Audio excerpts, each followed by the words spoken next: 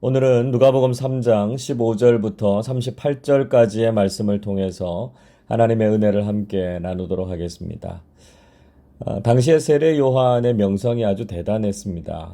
그래서 사람들은 혹시 세례 요한이 하나님께서 보내시기로 하신 그 메시아가 아닌가 하는 생각을 가지고 있었습니다. 간혹 하나님을 위해서 대단하게 쓰임을 받다가 인간적인 교만 때문에 위기를 맞이하게 되는 사역자들을 볼 때가 있죠. 우리도 주님의 일을 하다가 이런 위기를 만나게 될 수도 있습니다. 오늘 세례 요한은 우리가 이런 위기를 어떻게 넘겨야 하고 또 우리가 영적 지도자들의 권위를 어떻게 보아야 할 것인가 하는 것에 대해서 잘 이야기해 주고 있습니다. 먼저 세례 요한은 자신이 그리스도가 아니다라고 하는 것을 분명히 밝혔죠. 요한복음 1장 20절 보시면 이렇게 말씀합니다. 요한이 드러내어 말하고 숨기지 아니하니 드러내어 하는 말이 나는 그리스도가 아니라 한대. 요한은 아주 분명하게 자신이 그리스도, 즉 메시아가 아니라고 밝혔습니다. 우리가 이런 유혹에 넘어가지 않으려면 아닌 것은 확실하게 아니라고 대답할 수 있어야 합니다. 자, 오늘 16절의 말씀도 보십시오. 요한이 모든 사람에게 대답하여 이르되 나는 물로 너희에게 세례를 베풀거니와 나보다 능력이 많으신 이가 오시나니 나는 그의 신발 끈을 풀기도 감당하지 못하겠노라. 그는 성령과 불로 너희에게 세례를 베푸실 것이요. 자, 그리고 요한은 자신보다 능력이 많으신 분이 오실 것이라고 예언했습니다. 요한은 그분과 자신을 비교하면서 자신을 낮추었습니다.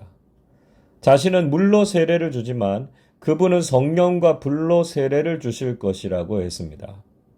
그분의 영적 권위에 비하면 자신은 그분의 신발끈을 푸는 것도 감당하지 못할 사람이라고 말하고 있습니다. 세례 요한은 아주 겸손한 사역자였습니다. 세례 요한이 하나님의 영광을 드러내고 예수님께서 그를 가장 큰 자라고 칭찬하실 수 있었던 이유가 바로 여기에 있습니다. 자기 자신을 완전히 낮추고 겸손한 사람만이 주님께 쓰임을 받습니다. 우리는 교만해져서 하나님의 영광을 가로채고 결국은 주님께 책망을 받는 사람들을 수도 없이 많이 보아왔습니다. 우리가 올 한 해도 주님께 귀하게 쓰임받기 위해서는 철저하게 자신을 낮추고 겸손한 주님의 일꾼들이 되실 수 있기를 바랍니다.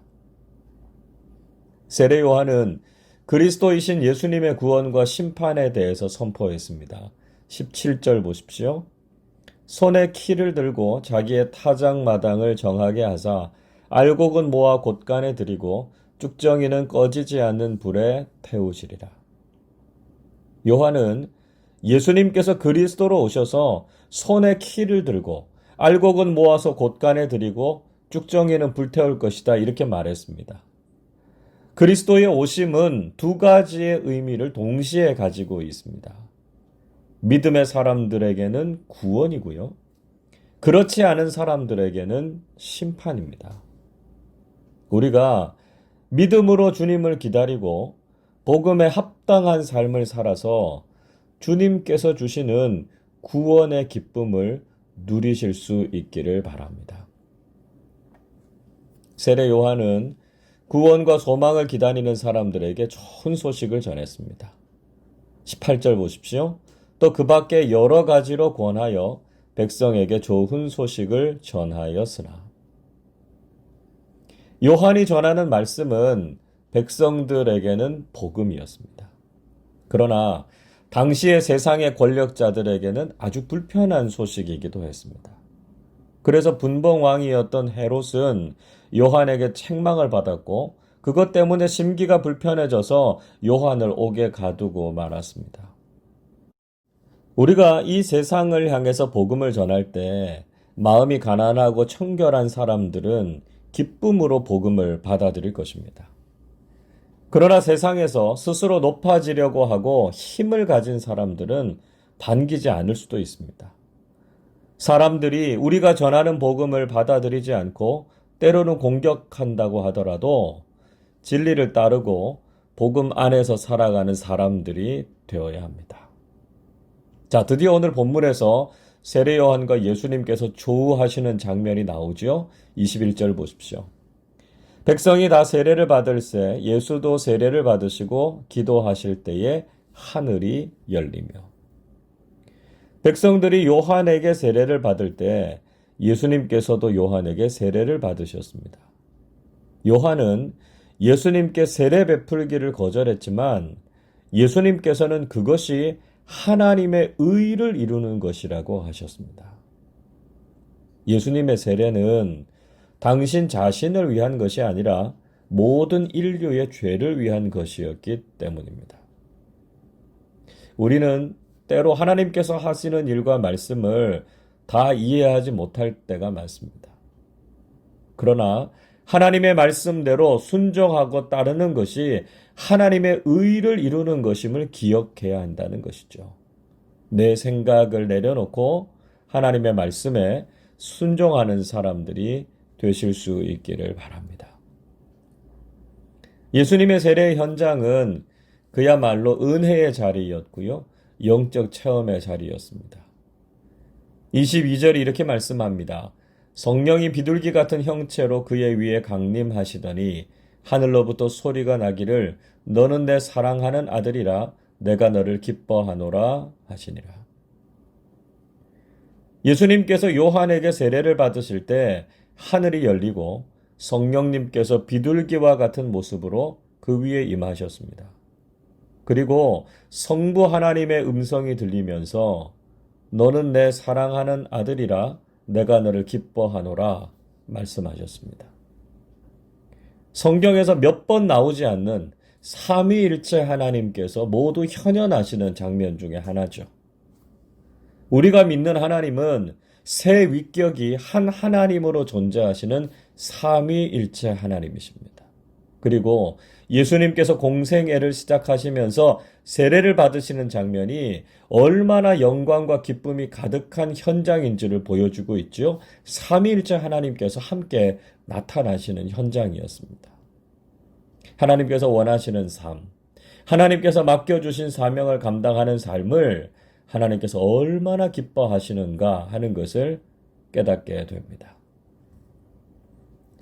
계속해서 오늘 본문은 예수님의 족보에 대해서 소개하고 있습니다. 예수님의 족보는 마태복음에도 나오고요. 누가복음에도 나옵니다. 자, 그런데 두 복음서에 나오는 족보는 두 가지에서 차이가 있습니다. 마태복음의 족보는 아브라함에서 시작해서 예수님께로 이르는 하향식 족보입니다. 그런데 누가복음의 족보는 예수님에서 시작해서 하나님께로 이르는 상향식 족보죠. 또 마태복음의 족보는 아브라함으로부터 시작해서 메시아가 유대인으로 오실 것을 예언하고 있습니다. 자, 이것은 다분히 마태복음이 유대인들을 위해서 쓰여졌다는 것을 보여주죠. 반면에 누가복음의 족보는 예수님의 출발이 하나님이심을 보여주고 있습니다. 그래서 온 인류와 역사의 주인이신 예수님이 곧 하나님이시다라고 하는 것을 강조하고 있는 것이죠. 성경은 이 족보, 히브리어로는 톨레도트라고 하는데요. 이 족보를 중요하게 생각합니다. 여기에서도 족보가 보여주는 중요한 의미가 있습니다. 먼저 족보는 성경의 역사성을 증명하고 있습니다. 흔히 믿지 않는 사람들은 성경을 신화나 지어낸 이야기가 아닌가 하고 의심할 때가 많습니다. 그러나 성경에 등장하는 여러 가지 족보는 성경이 얼마나 역사적인 사실을 이야기하고 있는가를 보여주고 있습니다. 성경은 결코 부인할 수 없는 사실이고요. 그렇기 때문에 우리가 성경의 진정성과 가치를 인정해야 된다는 것이죠. 둘째로 성경은 신앙의 연속성을 중요하게 생각하고 있습니다. 족보라는 것은 대가 어떻게 이어져 가는지를 잘 보여주고 있지요. 그래서 성경이 족보를 중요하게 생각하는 것은 신앙의 대입기, 즉 부모 세대로부터 자녀들에게로 신앙이 전수된다라고 하는 것을 강조하고 있습니다. 무엇보다 우리가 중요하게 생각해야 하는 것이 자녀들에게 신앙의 유산을 물려주는 것입니다. 각 가정에서 믿음이 잘 이어져서 우리의 신앙의 연속성을 가지고 우리의 자녀들에게로 이어질 수 있기를 바랍니다. 셋째로, 성경은 우리의 근본과 출발을 잊지 말 것을 말씀하고 있습니다. 특히 이 누가복음의 족보는 우리 존재의 출발점이 어디인가 하는 것을 보여주고 있습니다. 예수님의 족보가 하나님을 근원으로 하고 있고요. 우리는 예수 그리스도를 통해서 생명을 얻지 않았습니까? 결국 우리의 모든 존재와 근거도 바로 하나님께 있다는 것을 알아야 합니다. 우리는 우리 자신이 어디로부터 왔는지를 제대로 알아야 되죠. 우리는 진화를 통해서 우연히 만들어진 존재가 아닙니다. 창조주이신 하나님에 의해서 가장 존귀한 존재로 만들어졌음을 기억해야 합니다. 우리 존재의 출발점이 어디에서부터 왔는지를 분명히 알고 이 창조 신앙에 근거한 바른 믿음을 가져야 한다는 것이죠. 여러분, 올 한 해 우리가 하나님의 말씀과 예수님께 순종함을 통해서 하나님의 의를 이루는 한 해가 되시기를 바랍니다. 세례 요한처럼 우리 자신을 낮추고 겸손하게 주님만 높여드리는 사람들 되실 수 있기를 바랍니다. 우리가 다 이해할 수 없을지라도 오직 하나님의 말씀이기 때문에 순종함으로 하나님의 뜻을 이루어가는 한 해가 되시기를 바랍니다. 진리요, 역사적인 사실인 성경을 하나님의 말씀으로 믿고 말씀에 근거한 신앙을 가지고 건강한 믿음을 가지고 살아가는 올 한 해가 되시기를 주님의 이름으로 축원합니다. 기도하겠습니다.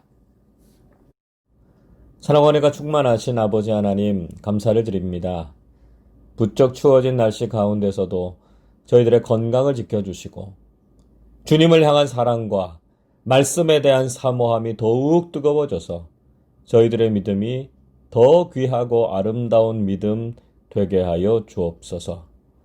주님 앞에서 겸손하게 자신을 낮추고 오직 주님을 위해서 쓰임받았던 세례 요한처럼 저희들도 겸손하게 쓰임받는 사람들이 되게 하여 주옵소서. 늘 말씀에 순종함으로 하나님의 의를 이루게 하시고 하나님의 말씀에 근거한 바르고 건강한 믿음 가지고 살아가게 해 주옵소서. 진행 중인 전교인 성경 통독 수련회를 통해서 더 많은 교우들이 말씀으로 우리 자신을 가득 채우게 하시고 진리 되신 하나님의 말씀을 사랑하는 우리 아름다운 교회 모든 교우들 되게 하여 주옵소서. 오늘 하루도 하나님의 보호하심과 함께 하심을 경험하는 복된 하루 되게 하여 주옵소서.